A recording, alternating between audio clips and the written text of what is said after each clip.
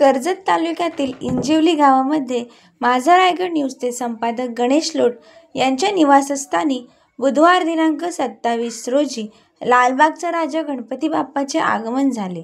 एकविरा देवी गाभारा मंदिरचा उत्कृष्ट देखावा विक्रम लोट व सोनाली लोट यांनी साकारला। त्यावेळी सकाळी विजय लोट आणि सुशीला लोट यांच्या हस्ते गणपती बाप्पाची प्राणप्रतिष्ठा करून आरती करण्यात आली। तसेच सांप्रदायिक भजनी मंडळ इंजिवली यांचा जागर भरवण्याचा कार्यक्रम करण्यात आला।